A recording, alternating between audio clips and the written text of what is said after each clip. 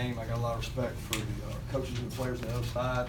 They play the game the right way, and really proud of our team, proud of our fans. I thought that our fans showed up today, and had a lot of them there in the stands. And they continue to support us on the road, which I think is tremendous. And they're supporting a good cause because our players play really hard and physical in a tough place to play. The environment is always tough and challenging here.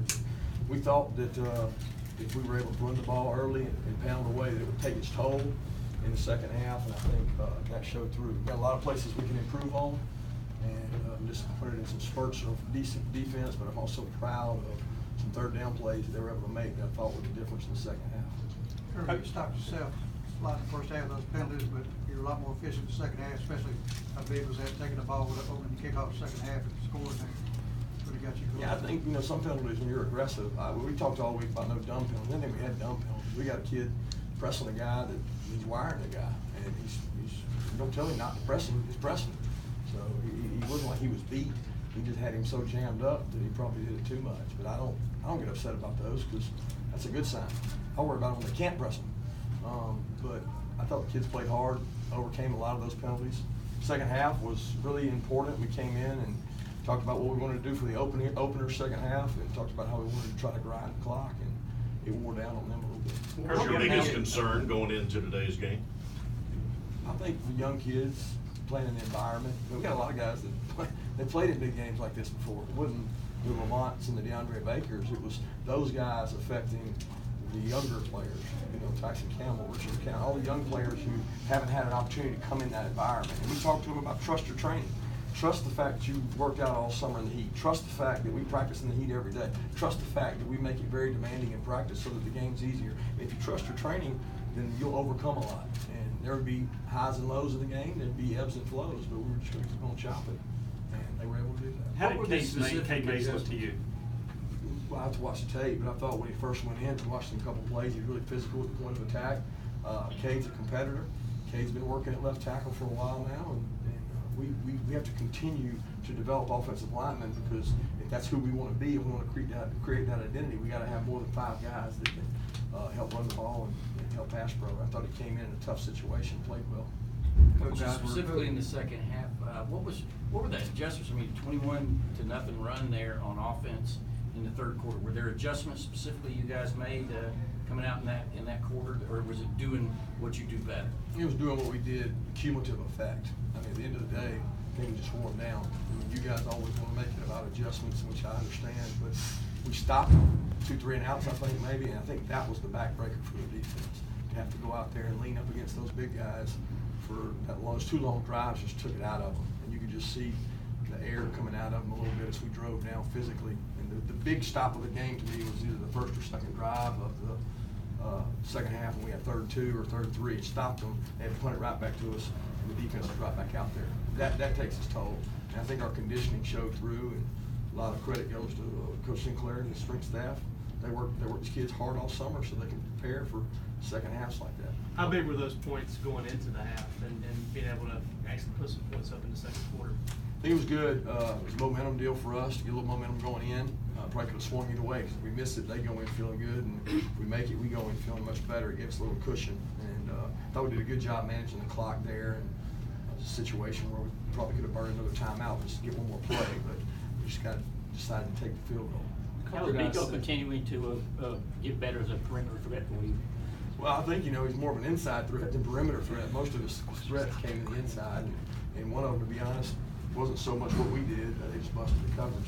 They had somebody bust the coverage and left him wide open, and Jake exposed him for it. A couple guys. And I'll also say this: Miko's catch for a run, Tyler Simmons had one hell of a block, and that's the one thing our guys on the perimeter take pride in. They're physical. When you ask these other teams, 8, 87, 2, 9, 5, they hit you, and it wears you down. A couple guys out there said they were happy how hot it was. It gave them an advantage, they felt like. We preached it all week. We didn't say it publicly, but we certainly felt like the hotter it was, the better off we'd be. I mean, we don't worry about what other people say. We worry about what we do. But we practice at 3:30 every day, 4 o'clock. It's hot, and we don't run from it. We work out in the summer. It's hot. So the hotter it is, the deeper we are, the more guys we can play. We think it takes its toll on other teams. Were you surprised they challenged Bake that much that early? I don't know that they were challenging Bake as much as that was where the read went. You know, most of those balls were thrown into the boundary. He was into the boundary. And when they were on the other boundary, they went to Tyson Campbell. So I don't know that it was just going to Bake. It was just where the read took him. Can you take me through the start of the game, you know, Baker making the pick, and then you see him drop the ball, kind of what you were thinking? As far as crossing the line, or, yeah, I didn't know, I didn't see the replay. Did he drop it before he got across the line? Yeah. So we recovered it, thank God. Yeah, I told him after the play, I said, you dropped it before he crossed the line. He didn't think he did, but I saw us recover it, so I wasn't thinking about much except for Monty or Juwan. Somebody got on it. Juwan recovered it, thank goodness he did, so. When you score on defense, your probability of winning goes up about 80 or 90%, so it's a big plus for us. Didn't see Demetrius Robertson touch the ball. Is he okay? He's just not in the game? He's late at time. He just got in situations where he was blocking. He had a couple times where the route, they had passes called and the read went the other way. But I saw him out there a lot. Speaking of Juwan and the middle guys, how well have they played for you so far this season? I'm lost. You said middle guys? Middle linebackers. The middle linebackers, how well they played? We had some busts today. You know, Monty had a bust where he had the back and cover him. A couple times we had busts. I think they played really hard. And like I've told you before, they play by committee. Yeah. And Coach Schumann does a great job of rolling those guys, keeping them fresh, playing a lot of guys, making sure they understand our calls and checks. But they played really hard. And, you know, we got loose today in some of our coverage and then made some plays. And we got to get better at our pass coverage, and we got to get better at our pass rush. Coach, in terms of being able to wear South Carolina down in the second half there, what was kind of the key to the offensive line being able to open up those holes? And then on the offensive line, do you have an update on Andrew Thomas' injury? Yeah, so right now it's an ankle sprain. We don't know to what extent, how bad it's an ankle sprain. So I don't know much right now other than that. As far as the offensive line wearing them down, I think that comes from trying to create an identity. I mean, we believe in running the ball, and we believe in play action. We believe in being able to open it up and throw it. We want balance, but it takes its toll now. I watch our offensive line play against our defensive line, and if you ask anybody in the country, when you can break somebody's will physically running the ball, it's very demoralizing. And that's what I felt like happened in the second half. Kirby, several players outside used the word disrespect. They felt like they were disrespected during the week. The guaranteed, DeAndre Baker, things like that. Did you want them to feel that this week? Not really. We didn't sell that or preach that. I mean, they put something up in the weight room sticker, but I wanted discipline and composure. And playing in this environment, it's a lot more about discipline and composure. Sometimes when you get into all that disrespect, you get chippy, you make bad decisions. I knew it was going to be a chippy kind of game because both staffs are intense and both programs are physical, but we didn't want our guys getting stupid penalties, and I thought they managed themselves really well in that regard. I don't like using disrespect as a motivating factor. Kirby, Jonathan Ledbetter said that the defensive line's goal is to hold them under 50 yards rushing. Were you pleased with the way they defended the run today, and how did that help you force South Carolina to maybe being one-dimensional? Yeah, if you control the run game, I think you see that on their defense, then it makes it hard. It's hard to win a game without being able to run the ball. And if you give up enough big plays, which we gave them a few, it makes it tough to win. But when you control the line of scrimmage in this conference, you got an opportunity, and that's what we want to do week in, week out, is control the line of scrimmage and still have good enough skill players to play. I mean, look, we didn't play great in the secondary. We gave up some passes, gave up some things we can't do. But if we can control the line of scrimmage, I can promise you most teams would rather run the ball than have to throw. Your running backs, you've been very open about how hard workers they are, yeah, and how they get after. I mean, does it put a smile on your face to kind of see a game like this come and all three of them get a chance to score, all three of them get a chance to make some big plays? Absolutely. Those guys grind. They do a really good job on our special teams. They're committed to playing hard, protecting the quarterback, catching the ball in the backfield. Good work.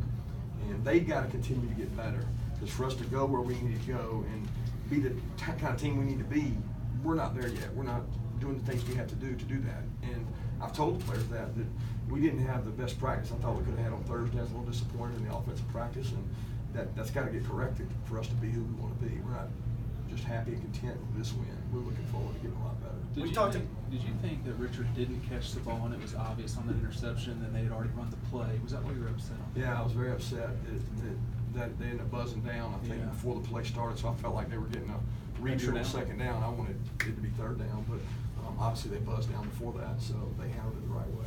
Finley had a lot of yards passing underneath, like you said, Kirby, but the only play you gave up over 20 yards the whole game was a 44-yard touchdown pass at the end.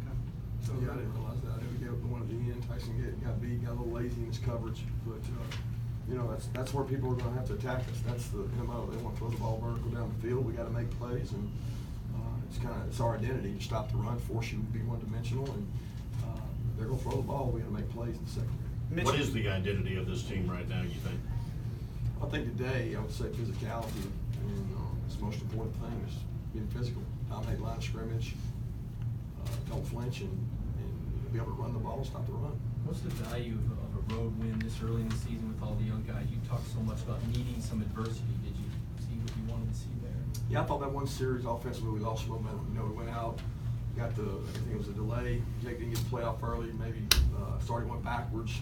And basically, offensively, when we execute and we run the play the right way, we have positive plays. When we go out and start self-destructing, we get the crowd back into it. We brought the crowd back into it. They got momentum. They hit some plays on offense. We struggled a little bit. They hit a trick play on us. That was probably the first adversity we faced. You're going to see that in the SEC, guys. I mean, it just boils down to chopping wood and keep doing it. It's why we make practice tougher than the game, because you practice every day. You only play a game once a week.